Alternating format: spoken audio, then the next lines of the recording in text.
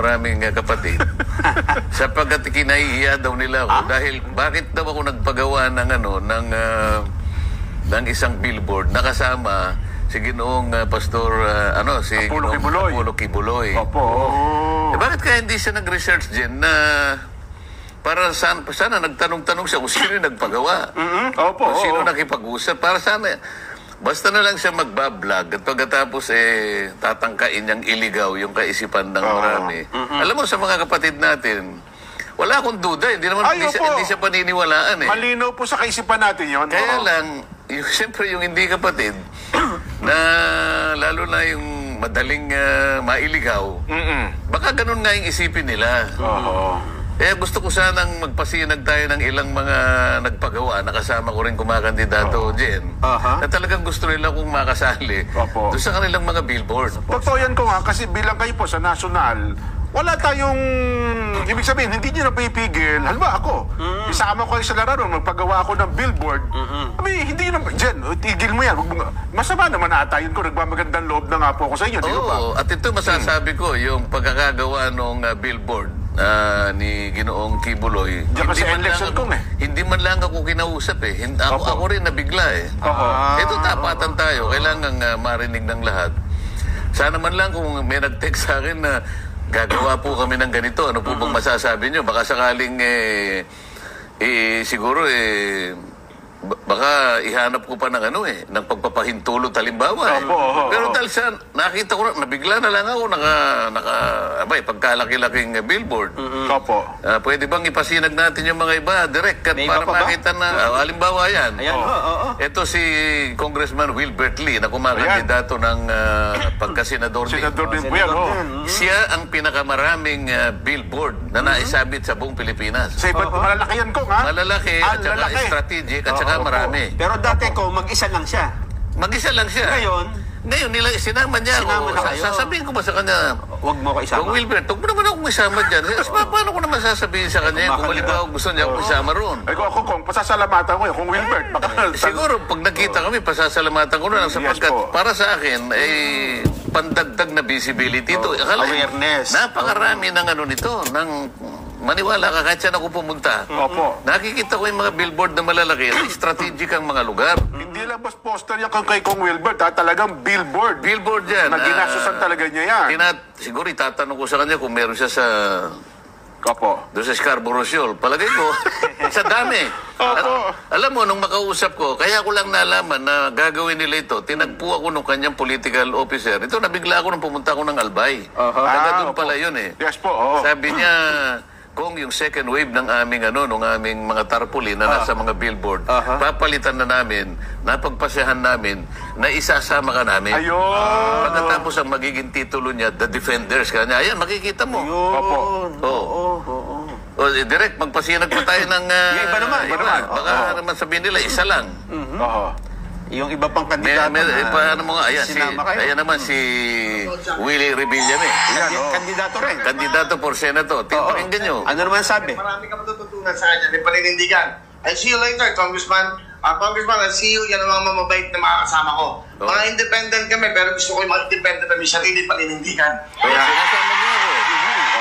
Meron pang isa dyan Meron pang isa direct. Ayan. Pasok ako sa Senado, kailangan mag-aral ka. Kagabi yun, magkasama kami ni Congressman Marcoleta. Tinagpo niya ako. Nagtanong ako sa inyo tungkol sa batas. Yan po, hapon niya kagabi. Napakabuting tao nito, napakasimple. Siya po isang kapatid sa iglesia. At ang nakakatuwa dito, marami akong tinanong sa kanya at marami akong natutunan. Especially sa mga estudyante. Una-una, kung tatakbo ka, dapat alam mo yung pinapasok mo sa gobyerno. Kasi nasabi ko, tumatakbo silang senador, pero gusto nila kong makasama sa iba't ibang kaparaanan. Ano naman ang gagawin ko sapagkat ako rin naman, gusto ko rin kahit papano magamit ko rin yung maraming paraan na makilala ko ng ating mga botante sa buong Pilipinas. Alam nga naman, pigilan niyo yan, Kong. Mali naman po yun. Meron pa nakikipag-tandem sa akin. Kailangan malaman natin. Hindi, ito yung pagpunta ko sa Kuan. Ito yung kukwento ko muna. Sa Gisag ng Laguna. Ito Kapitolyo yung ng sinasabi Laguna. ko, nagpunta ako sa Kapitolyo Opo. ng Santa Cruz. Nandiyan sa Santa Cruz. At pagkatapos ay tinagpo ko yan. Ayan ang mayor ng Santa Cruz. Edgar San Luis. Napakaraming tao. Namimigay siya ng mga 4-piece. Opo. At saka iba't iba pang mga regalo. Napakaraming kapatid dito na bumati sa akin, kaya gusto kong ipasinag yan. Opo. Yung sinasabi ko sa inyo kanina na may pagmamalaki pa na binubulong sa akin. Yung provincial assessor, sabi ko nga sa'yo, ay kapatid pala. Yung provincial sa jail, nila. Opo, provincial jail. Provincial jail. At saka napakarami pang mga kapatid. Siguro mga 15 ang lumapit sa akin. O ngayon, iwanan natin yan. Yung iba pang mga... posters na yung mga kasama kayo. posters direct. Opo, Ayan. Ayan, Ayan, yung tumatakbong gobernador, dating Congressman Sol Aragones. Sa Laguna rin, opo. Ayan, nga pala, no? Ako pa yung pinakamalaki kaysa sa kanilang mukha. Nakita mo, sasabihin ko ba, huwag mo ko ilalagay dyan. So ito ay hindi kayo nagpagawa nito? Hindi ako sila yung nagpapagawa. Ayun. Ngayon, gusto ko para, kung nakikinig sana at nanonood yung vlogger na babae, Oo. alam mo, kung sino ko man, dahil di ko naman siya kilala, Trinity na rin yun, ano? huwag ka naman gagawa ng gano'n na para bang palalabasin mo ng mga kapatid namin na ikinahihiya ako. Samantalang, sabi ko nga sa'yo, sana makasama ka doon sa mga sorties namin para makita mo kung paano yung pagtanggap nila sa akin. At saka itong nakikita mo ito, sana nanonood ka rin. Hindi po ako may gawa niyan, sila po. Wala po kong gastos dyan. Ayan, gobernador ang kanyang tinatakbuhan. Gobernador ng Laguna po yan. Meron pa. Sige, direct, baka makita pa natin yung iba. Ayan. Tumatakbong senador, si Vic Rodriguez. Opo. Kasalanan ko ba kung isabit ako doon sa truck na ginagamit nila, Jen? Oo nga. Gusto ko lang patunayan, doon sa vlogger na yon. Miss, kung ano man ang pangalan mo, masyado ka namang, mali ka naman. Dito nga, ayan, pati pamimigay na lang ng kung ano-ano, nakasabit pa yung... Barangay Tugtog. Saan po yung Barangay Tugtog? Hindi ko naman teritoryo yun eh. Hindi ko naman headquarters yan. Makikita mo na nakalagay yung mga pangalan. Pero ito po, parang ano nila sa akin. Siguro yung kagustuhan nila. Palaging may pag-asa kay Marcoleta. Ayun. Yan, sinasabi pa nila yung pangalan ko eh. Wala ako dyan, hindi ko teritoryo yan. Pero tinuturuan nila yung mga tao. Sabi pa nung isa na lang po iboto natin kanila. Ngayon, sasabihin ko ba sa kanila, Jen, Nelson, na itigil po ninyo yung ginagawa. Ayan po, mga ginagawa nila. Gusto nila suportahan kayo, hindi ba? Oo. Ayan, binabagit ang pangalan. Sige, direct. Yan. Yan. Kilala niyo yan. Congressman Gaston Bunting, opo. Doon sa Paranaque. Ayan, At sasabihin ko ba sa kanya, Congressman, huwag mo nang gagawin yan. Yan na naman, kumakandidatong mayor naman sa Santa Ana. Santa Ana, saan po yan? Pampanga. Ayun, nakita mo yung pangalan ko nilagay doon. Pati yung middle name ko nga nilagay pa. Para malaman nilang taga-Pampanga kayo, Kong. Sige pa. Yan. Lumalaban ng board member sa Pampanga. Nakikita mo yung litrato ko, kahit medyo maliit lang, pero nilalagay nga nila. Anong ibig sabihin ng lahat ng ito, Nelson? Talagang gusto nila kumain sa... Ayan, mayor ng Mexico, Pampanga. Ganun ba? Yung kapatid niya, pinakulong ko pa eh. Kaya maniniwala ka. Ito, magtataka ka. Si Mayor Tumang, yan ang kumakandidato. Kapatid niya yung pinakulong ko. Isipin mo. Yung kinontempt nyo sa ano, nakulong. Ayan, kasama yung litrato ko. Miss, kung nakikinig ka, sana makita. Ayan, mayor na naman yan ng malaban ng vice mayor, sinama na naman ang pangalan ko. Ibig ko sabihin, napakarami pong kumakandidato na talaga pong gusto nila akong makasama. Ang motibo po ay nasa sa kanila. Hindi ko naman po kayang panghimasukan.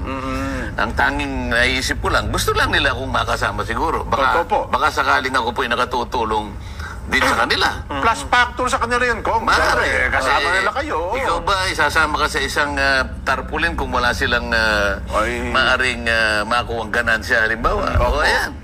Sa Arayat yan. Arayat, Pampanga. Nakita mo bang ako bang pinakamalaki ang litrato? Parang kayo nasa likod ng mga kandidato, Kong. Sana matauhan itong babaeng vlogger na ito na huwag mo nang kalantariin yung mga kapatid namin sapagkat kami ay kami matatag. Ang amin lang iniiwasan dito, baka meron kang mailigaw eh. Baka meron kang baka may maniwala sa iyo eh. Masakit ang loob ko kahit isa lang o dalawang mapaniwala niya dyan eh. Tama naman. Kasi dapat nating ituwid ang mali. Totoo po, Kong. Oo. At saka may mga tao kasi... O yan, saan ba yan? Ayan, isa pa yan oh.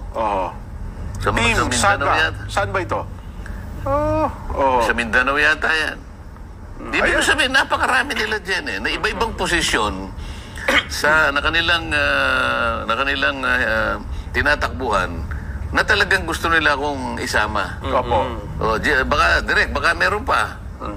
Wala na Tawag yata. kasi dyan kung sa marketing, parang ano siya, branding no? Totoo Kung po. ano yung paniniwala nyo, kung ano yung paninindigan nyo, kung ano yung pinaglalaban nyo, gusto nilang makilala na yun din ang posisyon nila. Siguro nga, gusto nilang ma-associate dun sa aking Yes. paninindigan. Oo. Wala naman siguro masama doon din. Kung yung paninindigan ko, inaakala nilang tama naman. At gusto nilang katigan yun. Sino ba naman ako na Tama. sasabihin sa kanila, wag niyo akong tutularan, wag niyong i-associate ang sarili niyo sa akin. Pero ba pa isa naman pala, Kong, may nakita ko yung sa Candelaria, Quezon. Si Mayor Maki Buong Galing. Yan May ba? mga pictures, may mga posters din po kung pinicturean nila na Kasama siya. Ang dami po sa buong Candelaria, Ito Kong. Disyembre pa lang yan. Ang Ayun na sinasabi nga ko. po. Baka mamaya, yung babae niya, baka umabot ng halimbawa January, baka malito na siya sa dami ng mga tarpaulin. Kaya medyo ngayon pa lang, mag-isip ka na, Miss Vlogger, dapat maintindihan mo na marami talaga ang kumakating sa paninindigan natin. Pero ako naman, Kong, yung mga kapatid, na lalo na po yung mga malawak na kaisipan, naiintindihan po yan, Kong, eh. Ano Wala akong duda dyan. Opo, Wala opo. akong duda. Ang problema niya lang doon sa vlog niya, meron pa naman siyang parang pamagat. May clickbait po, Oo, ipinatitiwalag na ng kanilang mga kapatid. Talaga. Siyempre, alam mo, nakita mo, kagigising mo lang eh. Oo nga. Hindi ka pa nakakahigop ng kahit anong kape. Oo. Mabubuwisit ka rin dyan eh. Di ba? Kaya minsan, Kong, pasensya na po. Ako naman, Kong, ako maniniwala ko, ayaw nyo ng kaaway. Pero para sa akin, Kong, makikita ang isip nun. Makitin talaga. Makikita Pero ang isip po ng babae ng vlogger na yan. siya, hindi na natin siya pinapansin eh. Yung maari lang na mailigaw niya, madaya niya, yun ang ating gustong yan gusto nating May tama. mabantayan, Ayan, opo. maitama, para wag siyang mahiwalay. Ayun. Ako naniniwala ko, habang paparapit ang eleksyon, paramihan pa po ng paramihan na pwedeng mga tumatakbo, lalo sa local elections, ay isasama po ang inyong mga larawan, Kong. Pwede ho talaga mangyari. Mari namang mangyari yan. Opo, oo. Palagay ko baka masira ang ulo ng babaeng vlogger na yun. Kasi dapat, Sana naman mo, gano'n. Opo, oo. Ang akin lang gusto baka mangyari, baka mahimasmasan naman, ituwid niya yung sarili niya, at maaaring isang araw mag-text siya sa'yo, Jen. Ayan, sabi niya. Humingi siya ng dispensa, tatanggapin naman natin. Ayan, opo. Ayan. kasi in-isolate niya yung isang billboard lang Oo. na isang taong kasama niya. Palagi ko naman nakikita niya yung kamukha nung pinakita natin, yung isang congressman, nakabalagbag, napagkalaki-laki doon sa may eleksyon. At meron pang katambal yun, nandun sa may malaking, hindi ko, Startolya, papuntang Batangas. Opo. Dalawa yun eh. Opo. Hindi mo lang niya nakita yun. Kung Wilbert yan, opo. Maniniwala ka na. Hindi, iba pa yung kay Wilbert. Iba pa. Yung sinasabi ko Ganun sa iyo, po. yung tumatakbong congressman ng Laguna. Naglagay sa SLEX naglagay at saka din. doon sa papunta sa Batangas. Dalawang mag-asawang malaking billboard. Hindi ba niya nakita yun? Kasi dito at akong kinukulayan nila kasi ang kasama niya raw si Ginoong Apollo Kibuloy. Tapos pagkalaki-laki doon sa LX, kapansin-pansin kasi talaga. Hindi niya alam, parehong kandidato yan. Ang kanyang ini-insinuate, ako ang gumawa. ako nag-install. Kayo At nag-initiate. para lamang siguro mga agaw pansin, isinama ko daw siya. Ayun. Ayun naman ang pangit doon sa... Hindi ko malaman kung saan papunta yung analysis ng babae na yun. Hindi kaya inaway ng asawa yun, kaya nagkagano. Hindi, ako baka sa tingin ko wala pa kasawa yun, Kong. Sige, pabayanan natin. Opo, nag-iwanan na natin yun, Importante Kong. lang.